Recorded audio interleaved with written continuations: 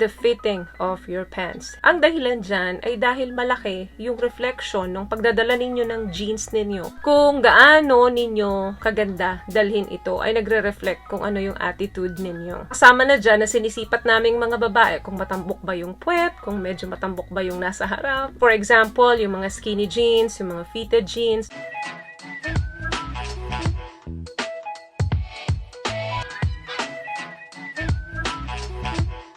Hi guys! Welcome back to our channel. Kumusta po kayong lahat? Sana ay nasa mabuti po kayo. At sa mga hindi pa po nakakakilala sa akin, my name is Cheryl Ting. At kung bago pa lang po kayo sa channel na to, pwede po bang makahingi ng isang favor to please consider to subscribe to our YouTube channel. Just click the subscribe button po dyan sa baba. And also, huwag nyo na rin po sanang kalimutan i-click ang ating notification bell para in case may mga bago po tayong video na in-upload, ay mabigyan po kaagad kayo ng notification galing kay YouTube. And for today's video is, ano nga ba yung unang mga napapansin naming mga kababaihan kapag mayroong isang lalaking biglang dumaan sa harapan namin or nakasalubong namin sa mall or kahit saang establishmento. Kung ang mga kalalakihan ay may unang napapansin sa mga kababaihan kapag biglaan nilang nasasalubong ito, syempre ganun din po ang mga kababaihan. May mga tao pong naniniwala sa love at first sight, meron namang hindi. Pero sa aming mga kababaihan, once na sinundan namin ng tingin ang isang lalaki, inoobserbahan namin ito mula ulo hanggang paa. At kapag hindi namin tiningnan ang isang lalaki, meaning wala ni konting attraction para sa amin. Sa pamamagitan ng 10 segundo na pagtitig namin sa isang lalaki, nakilatis na namin yan mula ulo hanggang paa. Ang mga tips na to ay pwede ninyong magamit para sa susunod na maengkwentro ninyo ang babaeng nagugustuhan ninyo, ay alam na ninyo kung ano yung mga aayusin ninyo sa pisikal na kaanyuhan nyo.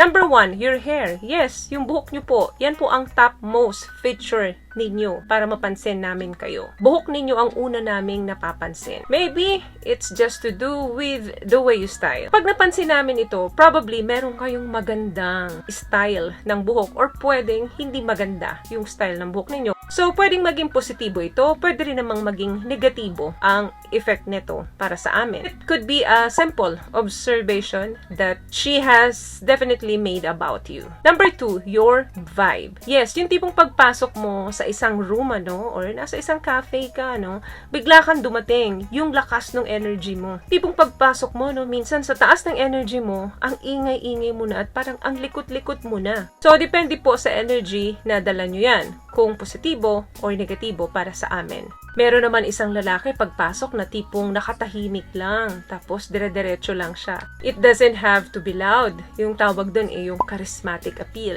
So, alin man sa vibe na yon, maging maingay ka man or maging tahimik, nagka-catch ng attention namin. Number 3, the color of your shirt. Yes, importante din sa amin yan, pagpasok nyo, kasi hodang gula-gulanit yung damit ninyo, anumang kulay yan, gaano mang kaganda yan, nagka-catch ng attention namin yan. Sa akin, pag nakakita ako ng guy na naka-white shirt, either business or kasimplehan ng isang lalaki. Yung mga colored shirt naman, for example, a dark blue comes a close second. Pero para sa akin, ang mga black, yan yung mga mas malalakas ang dating para sa akin. Mas nag-stand out siya sa paningin ko, though basic yung ganitong damit or color ng pantaas ng lalaki. Pero nag-stand out siya for good. Subukan nyo rin yung light blue, green, or kaya naman red next time. Ika-4, the fitting of your pants. Yes, sound ridiculous. Pero, totoo po yun. Ang dahilan dyan ay dahil malaki yung reflection ng pagdadala ninyo ng jeans ninyo. Kung gaano ninyo kaganda dalhin ito ay nagre-reflect kung ano yung attitude ninyo. Kasama na dyan na sinisipat naming mga babae kung matambok ba yung puwet, kung medyo matambok ba yung nasa harap.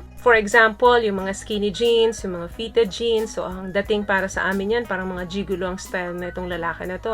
Another thing, your posture. Yes, isa rin sa tinitingnan naming mga babae yan. Hindi naman kami judgmental, pero yung the way na tumayo kayo, you carry yourself, nakikita agad namin na nagsasabi ito ng napakaraming personalidad tungkol sa'yo. So, may mga lalaki talaga minsan na pagpasok pa lang sa isang room, talagang matipuno na kung tumayo at mas sexy pa sa amin kung maglakad. So, nakukuha talaga yung mga attention namin yan. I-compare mo doon sa mga lalaking nakabagsak ang shoulder or nakaslouch. So, of course, mas napapansin namin yung mga lalaking pag tumayo, talagang matipunong matipuno. Lalo na kapag medyo mataas yung shoulder, kasi meaning magaling siya magdala ng damit. So, we love shoulders, Kasi nakikita namin kung gaano ka-broad yung shoulder ninyo. So, last but not the least, isama na rin natin dyan ang inyong mga mata. at paano mag-move ang inyong mga labi. Ito yung mga response pattern ninyo. The way you talk, the way say things doon sa nakapaligid sa inyo, or paano kayo makipag-usap doon sa taong kaharap nyo, paano nyo tingnan yung mga taong nakapaligid sa inyo. Kasama na dyan ang matatamis ninyong ngiti at kulay ng inyong mga labi. So, very observant kami dyan. Lalo na kapag medyo kinakagat-kagat ninyo yung labi ninyo, like, na ganyan-ganyan ninyo. Naiintriga kami kapag ganyan at nagkakaroon kami ng curiosity. Pero syempre, yun na yung pinakalis. Yun yung tipong nakipag-usap na kayo sa amin. So, in a matter of 10 seconds, sa ilan sa mga nabanggit ko, naobserbahan na namin ng husto yan. Ganyan po kagaling ang mga babae kapag sumipat ng lalaki at nakuha ang interest nila dito. So, huwag ninyong kalimutan yung mga tips na napag-usapan natin dito ngayon para sa susunod na dumating kayo sa puntong nakita nyo yung taong nagugustuhan ninyo, magamit ninyo ang ilan sa mga ito.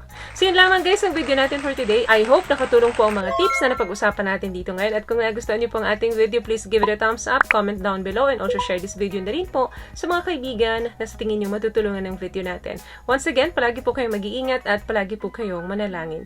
Thank you guys for watching and see you on my next one. Always love yourself and be a blessing. Bye!